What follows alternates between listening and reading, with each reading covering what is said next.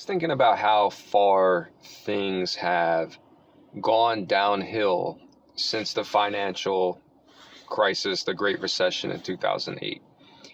And I sort of remembered a news segment where this man had lost a decent job because of the financial crisis, and he had to deliver pizzas to take care of his family.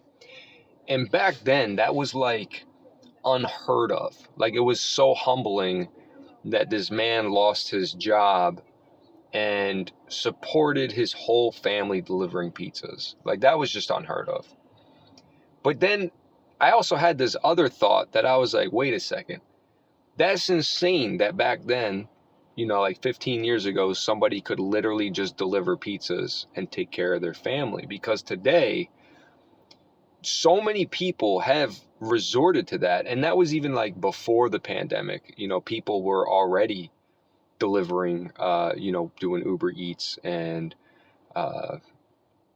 Instacart and stuff like that, and barely surviving. And so the difference between what delivering pizzas was like 15 years ago versus today, like, people can barely get by delivering pizzas and delivering food today. Like, you're barely covering the maintenance and expenses on your car between gas, tolls, again, the wear and tear on your car. Like, when you're delivering stuff like that, I drive this car so much for the inspection business that I have and for the inspections I do, that like a lot of the money I make actually just goes back into the car, let alone supporting a whole family with this.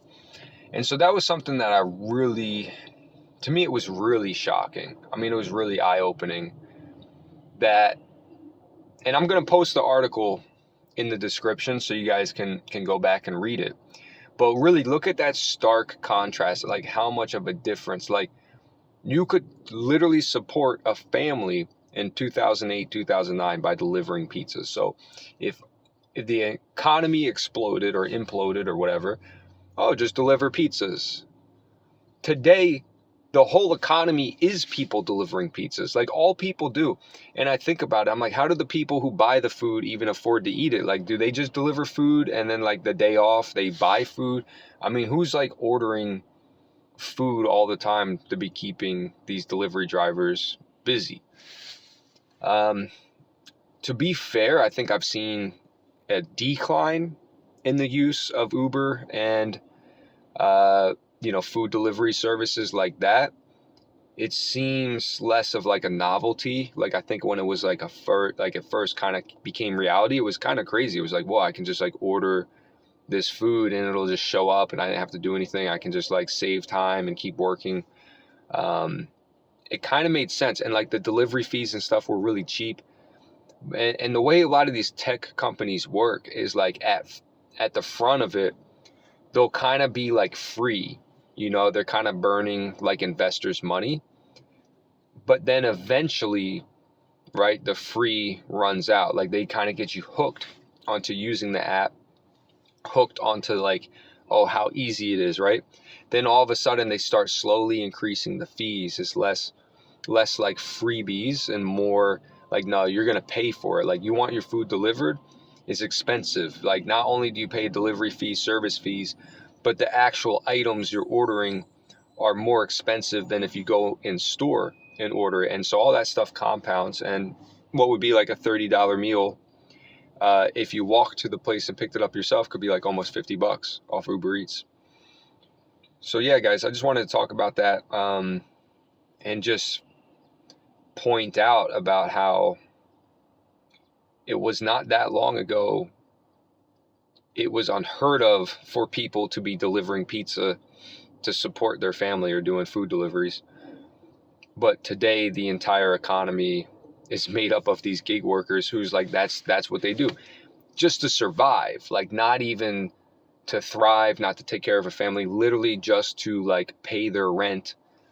They are delivering food all day, 12 hours a day, driving around and dealing with customers and restaurants. And I've done Uber Eats before. It's not easy. Like, it's almost a two-person job, especially like depending on the area you live in. Like in my area, especially like New York City, where are you going to park your car? You're doing Uber Eats and you're going to run inside this restaurant on the avenue to go pick up the food. Like you have to park your car. You can't leave your car running. If you leave your car running, somebody will steal it in like 0.5 seconds. So it's like you really need, when I did it, I had somebody, well, I was like the passenger and somebody else was driving, and we would pull up next to the restaurant. I would run inside, grab the food, and then run back out to the car. And same thing when you go to deliver it. Like a lot of these places, there's literally no parking, even for a delivery driver to drop off a pizza for 5 seconds.